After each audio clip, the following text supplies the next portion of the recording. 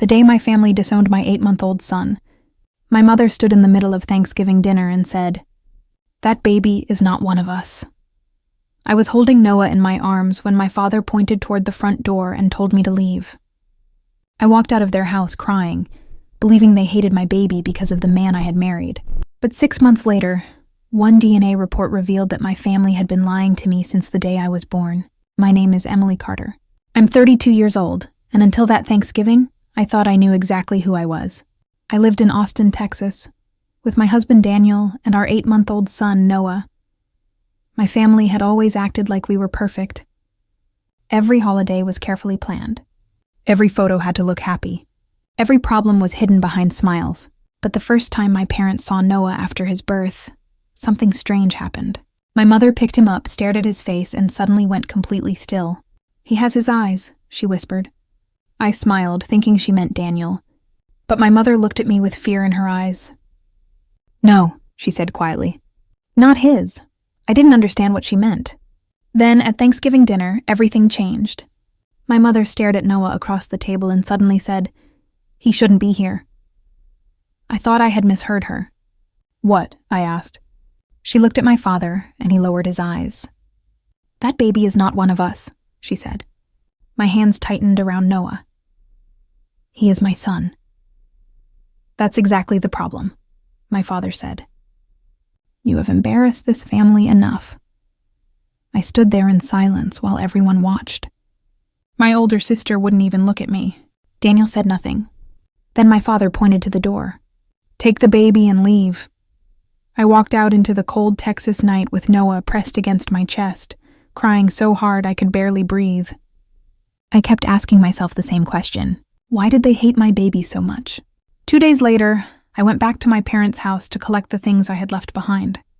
While searching through my mother's old bedroom, I found a photograph hidden inside a drawer. It showed a young woman holding a newborn baby. I almost put it back. Then I looked closer.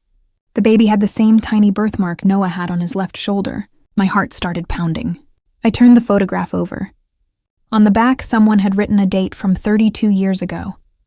The exact year I was born. I stared at that photograph for several minutes, wondering why my mother had hidden a picture of a baby who looked exactly like my son.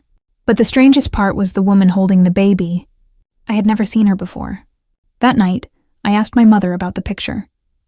Her face turned white. "You went through my things?" she asked. "Who is that baby?" I demanded. She grabbed the photograph from my hand. "You need to stop asking questions." "Why?" I asked. "Why does that baby look like Noah?" My mother said nothing. She simply walked away. That was the moment I realized my family wasn't rejecting Noah because of something he had done. They were afraid of something he might reveal. I started looking through old family documents, but my parents had removed almost everything connected to my birth. My husband Daniel told me to stop digging. "Emily, maybe your parents are just angry," he said. "Maybe you should let it go." But I couldn't.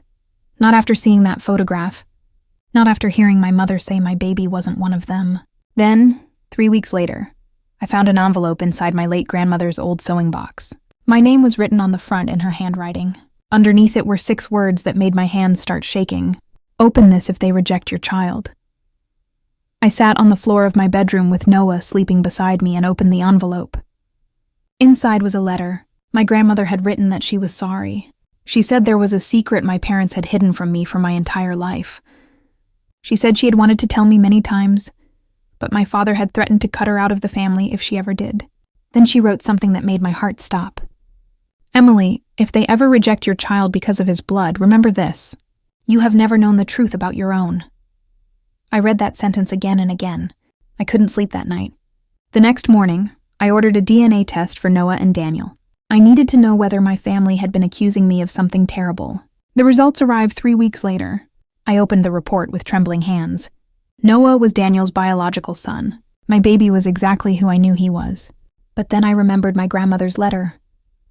"You have never known the truth about your own." So I ordered another test. This time, I compared my DNA with my parents. When the results arrived, I was sitting alone in my kitchen. I opened the report and stared at the screen. Then I stopped breathing. The results showed that Linda and Richard Carter were not my biological parents. I read the report 3 times. hoping I had misunderstood it. I hadn't. The people who had raised me, the people who had just disowned my baby, were not my biological parents. I called my mother. She answered immediately. "You did the test, didn't you?" she whispered. I felt the blood drain from my face. "You knew?" There was a long silence. Then she said, "Your father will explain." "No," I said. "You will." My mother started crying, but I didn't feel sorry for her. Not yet. I demanded the truth. Finally, she told me that 32 years ago, I had been born to another woman. A woman named Rachel. Rachel had been my father's younger sister. She had become pregnant at 19, and the family had decided she was too young to raise a child. My parents took me from her and raised me as their own, but Rachel never abandoned me. My family had told her I was safer without her. They had told her I would hate her if I knew the truth. For 32 years, they had kept us apart. I could barely speak. "Where is she?" I asked. My mother said nothing. "Where is my biological mother?" Finally, she whispered. "She still lives in Austin." I found Rachel 2 days later. She lived in a small apartment less than 20 minutes from my house. When I knocked on her door, a woman in her 60s opened it. The moment she saw me, she covered her mouth. She didn't ask who I was. She already knew. "Emily," she whispered. I started crying before I could say anything. She reached for me but stopped herself. "I wanted to hold you," she said. "Every day of my life." I asked her why she never came for me. She looked down and said, "I tried. They told me you were happy. They told me you didn't want to know me. They told me you would hate me." I thought about all the birthdays I had spent believing my parents were my entire world. I thought about the photograph. I thought about my mother calling my son, "not one of us." Then I understood. My parents had not rejected Noah because he was different.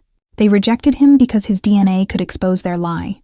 The family that had spent 32 years pretending blood was everything was terrified that one simple test would prove I was never their biological daughter. And they were right. I confronted my parents with the DNA report, my grandmother's letter, and my birth records. My father stared at the documents and said nothing. My mother started crying. "We raised you," she said. "We loved you." I looked at her and said, "Maybe you did. But you also stole my mother from me." She said Rachel was unstable. Rachel was too young. They had done what was best for me. I placed the DNA report on the table. "Then why did you reject my son because of his blood?" My father finally spoke. "Because we knew what would happen if people started asking questions." And there it was. The truth. They had spent my entire life protecting a perfect lie. The same family that had called my baby an outsider had been hiding the fact that I was the outsider they had created. I didn't scream. I didn't throw anything. I simply picked up Noah and walked out. For the first time in my life, I didn't feel like I was losing my family. I felt like I was finally finding myself. Today, Noah is almost 2 years old. Rachel is part of his life. She comes over on Sundays, brings him tiny toys, and tells him stories about the family I never knew. My parents still send messages sometimes. They say they miss me. They say they made mistakes. But I no longer confuse guilt with love. My son was never the reason my family fell apart. He was the reason I finally stopped protecting a lie. They told me my baby wasn't one of them. But the DNA report showed me something they never expected. I was never one of them either. And somehow, that truth didn't destroy me. It gave me a mother, a son who will never have to question where he belongs, and the courage to understand that blood can tell you where you came from, but it can never decide who truly loves you. My family spent 32 years protecting their perfect lie. I spent 8 months believing my baby had destroyed everything. In the end, Noah didn't destroy my family. He gave me the courage to finally discover the truth.